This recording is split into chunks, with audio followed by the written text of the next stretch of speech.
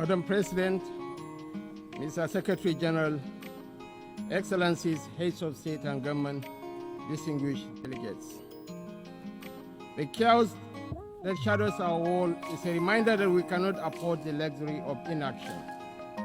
We will have been consumed by our differences had there been no community such as this to remind us that we are one human family. Even in our darkest hours, we have refused to be broken. This community was born from the ashes of despair, a vehicle for order, and for the shared assurance that we could not afford to falter again. Our belief in this community is not a posture of moral superiority, but an undying faith in the redemption of humanity. It is therefore with profound humility that I stand before you today as Vice President of the Federal Republic of Nigeria on behalf of President Bola Ahmed Tinubu to renew this pledge on behalf of my country.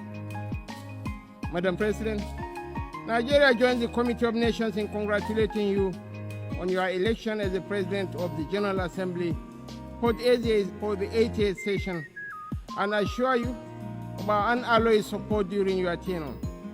I commend your predecessor, my brother, His Excellency Philemon Yang, and the Secretary General, His Excellency Antonio Guterres, for their outstanding stewardship and unifying leadership during these extraordinary times. This anniversary must not be a sentimental retreat into nostalgia. It must be a moment of truth, a pause to measure where we have stumbled and how we might have done better in turning our values into action that meets the demands of today. We are here to deliver a world of peace and development where the respect for human rights is paramount. We must recalibrate the delicate balance between our roles as sovereign governments and our duties as collective partners to renew multilateralism in a world that has evolved far beyond what it was in 1945. The pace of change across borders is a force without pause. It manifests in the tools of technology, in the movements of information and finance, in the corrosive ideologies that preach violence and division, in the gathering storm of the climate emergency, and in the tide of irregular migration. We must own this process of change. When we speak of nuclear disarmament, the proliferation of small weapons, Security Council reform, fair access to trade and finance, and the conflicts and human suffering across the world, we must recognize the truth. These are stains on our collective humanity. For all our careful diplomatic language, the slow pace of progress on these hardy perennials of the UN General Assembly debate has led some to look away from the multilateral model. Some years ago, I noticed a shift at this gathering. Key events were beginning to take place outside this hall, and the most sought-after voices were no longer heads of state. These are indeed troubling times. Nigeria remains firmly convinced of the merits of multilateralism. But to sustain that conviction, we must show that existing structures are not set in stone. We must make real change that works, and change that is seen to work. If we fail, the direction of travel is already predictable. We are here to strengthen the prospect for peace, development, and human rights. Madam President, I want to make 4 points today to outline how we can do this. 1. Nigeria must have a permanent seat at the UN Security Council. This should take place.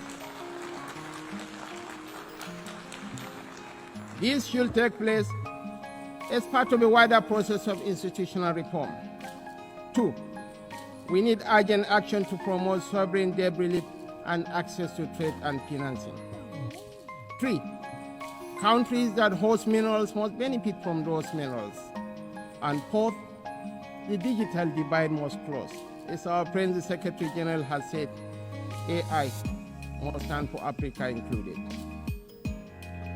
On my first point, the United Nations will recover its relevance only when it reflects the world as it is, not as it was. Nigeria's journey tells this story with clarity. When the UN was founded, we were a colony of 20 million people, absent from the tables where decisions about our fate were taken. Today, we are a sovereign nation of 236 million people, projected to be the third most populous country in the world, with one of the youngest and most dynamic populations on earth, a stabilizing force in regional security, and a consistent partner in global peacemaking. Our case for permanent seat at the Security Council is a demand for fairness, for representation, and for reform that restores credibility to the very institution upon which the hope of multilateralism rests. This is why Nigeria stands firmly behind the UN-80 initiative of the UN Secretary General and the resolution adopted by this Assembly on 18 July 2025, a bold step to reform the wider United Nations system for greater relevance, efficiency, and effectiveness in the face of unprecedented financial strain. We support the drive to rationalize structures and end the duplication of responsibilities and programs so that this institution may speak with one voice and act with greater coherence. Madam President, Africa, none of us in this world can function peacefully in isolation. This is the heavy burden of sovereignty. Sovereignty is a covenant of shared responsibility, a recognition that our survival is bound to the survival of others. To live up to this charge, we must work hand in hand with our neighbors and partners. We must follow the trails of weapons, of money, and of people. For these forces, too often driven by faceless non-state actors, ignite the fires of conflict across our region. Madam President, Nigeria's soldiers and civilians carry a proud legacy. They have participated in 51 out of 60 United Nations peacekeeping operations since our independence in 1960. We have stood with our partners in Africa to resolve conflicts, and we continue that commitment today through the Multinational Joint Task Force. At home, we confront the scourge of insurgency we resolve. From this long and difficult struggle with violent extremism, one truth stands clear. Military tactics may win battles measured in months and years, but in wars that span generations, it is values and ideas that deliver the ultimate victory. We are despised by terrorists because we choose tolerance over tyranny. Their ambition is to divide us and to poison our humanity with a toxic rhetoric of hate. Our difference is the distance between shadow and light, between despair and hope, between the ruin of anarchy and the promise of order. We do not only fight wars, we pit and shelter the innocent victims of war.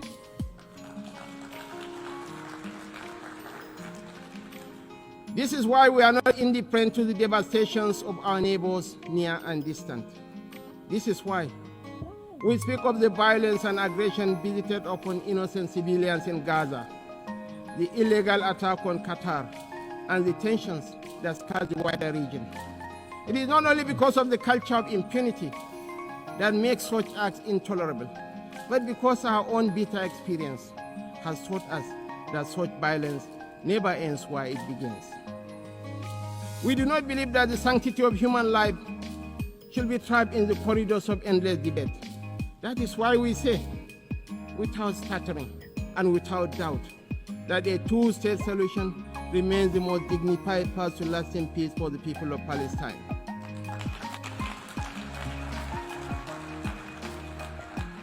For too long, this community has borne the weight of moral conflict. For too long, we have been caught in the crossfire of violence that offends the conscience of humanity. We come not as partisans, but as peacemakers. We come as brothers and sisters of a shared wall, a wall that must never reduce the right to live into the currency of devious politics. The people of Palestine are not collateral damage in a civilization searching for order. They are human beings, equal in worth, entitled to the same freedoms and dignities that the rest of us take for granted. We want to make the choice crystal clear. Civilized values over fear. Civilized values over vengeance. Civilized values over bloodshed. we show the opportunities that peace brings, just as the extremists hope to drive apart rival communities and different religions. We work through multilateral platforms within the rule of law to build the consensus and support that makes this immensely difficult and dangerous task that much easier. This is how we deny our enemies the space they crave to fuel tension and despair. It is our experience that this offers the best, perhaps only hope for peace, reconciliation, and victory for the civilized values of a shared humanity. Nigeria is a diverse country, also recognizes the variable geometry of democracy in different forms and speeds.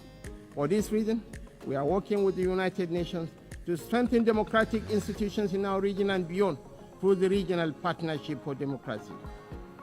Madam President, point 2. The price of peace is eternal vigilance. The increasingly difficult security outlook has prompted many member states to count the cost of the emerging world order. We in Nigeria are already familiar with so difficult choices: infrastructure renewal or defense platforms, schools or tanks. Our view is that the path to sustainable peace lies in growth and prosperity. The government has taken difficult but necessary steps to restructure our economy and remove distortions, including subsidies and currency controls that benefited the few at the expense of the many. I believe in the power of the market to transform. Our task is to enable and facilitate, and to trust in the ingenuity and enterprise of the people. But the process of transition is difficult and brings unavoidable hardship. This year, we held the inaugural West African Economic Summit in Abuja to bring investors and opportunities together.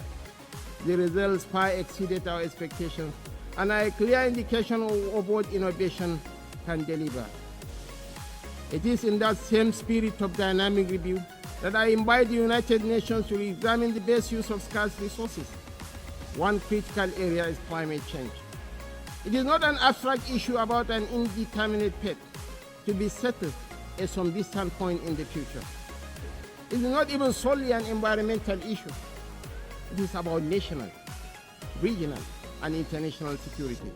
It is about irregular migration. Truly, this is an everyone issue.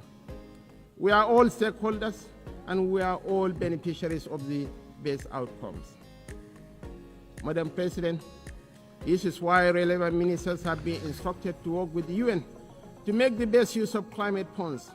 We believe there are huge shared dividends to accrue from increased support for education, for resilient housing, for access to technology and financing to allow vulnerable communities to thrive, to become part of solutions rather than problems.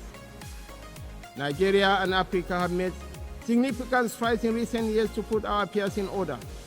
We can take that progress to the next level, a level that presents new opportunities for trade, investment, and profit, if we can assess reforms to strengthen the international financial architecture. We need urgent action to promote debt relief, not as an act of charity, but as a clear path to the peace and prosperity that benefits us all. I'm calling for new and binding mechanism to manage sovereign debt, a sort of international court of justice for money that will allow emerging economies to escape the economic straitjacket of primary production of unprocessed exports. It has been over 4 decades since the Lagos Plan of Action outlined a route away from debt and dependence that highlighted opportunities that today should still be explored for local added value for processing and manufacturing in everything from agriculture to solid minerals and petrochemicals. The African Continental Free Trade Area is a remarkable achievement of cooperation. We remain fully committed to the achievement of the SDGs and are convinced that this can be best delivered by focusing principally on our primary mission of growth and prosperity. Madam President, on our third point, we welcome steps to move towards peace in the Democratic Republic of Congo. We agree that international investment and engagement offer a way out of the cycle of decay and violence. Access to strategic minerals from Sierra Leone in the 1990s and Sudan today, has for too long been a source of conflict rather than prosperity. Africa, and I must include Nigeria, has in abundance the critical minerals that will derive and drive the technologies of the future. Investments in exploration, development and processing of these minerals in Africa will diversify supply to the international market, reduce tensions between major economies, and help shape the architecture for peace and prosperity on a continent that too often in the past has been left behind by the rivalries and competition between different power blocks. We know in Nigeria that we are more stable when those communities that have access to key resources are able to benefit from these resources. This has been our journey in the oil-producing region of the Niger Delta. I believe that will strengthen the international order when those countries that produce strategic minerals benefit fairly from those minerals in terms of investment, partnership, local processing, and jobs.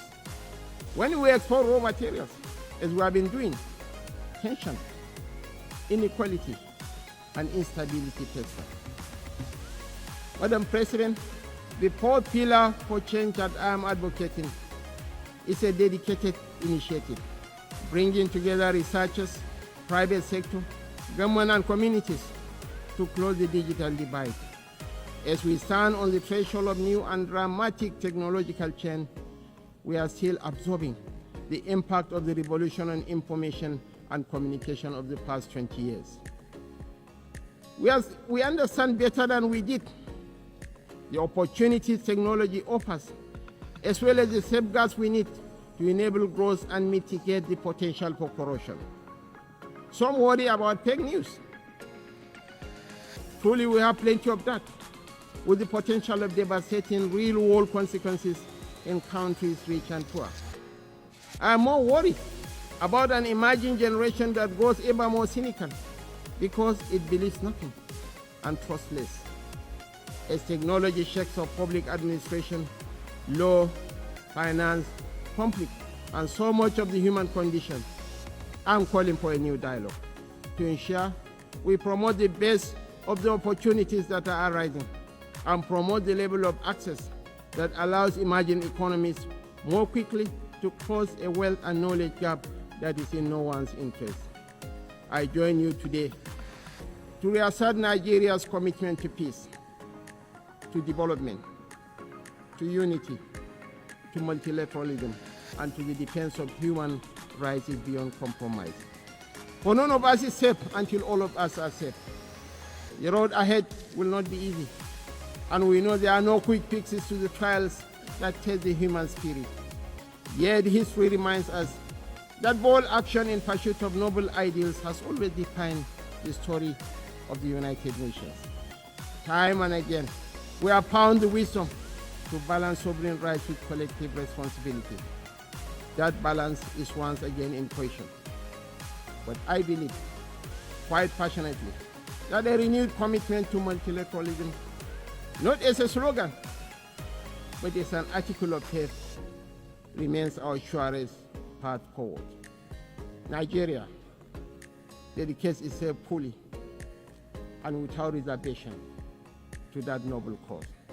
I thank you all for listening.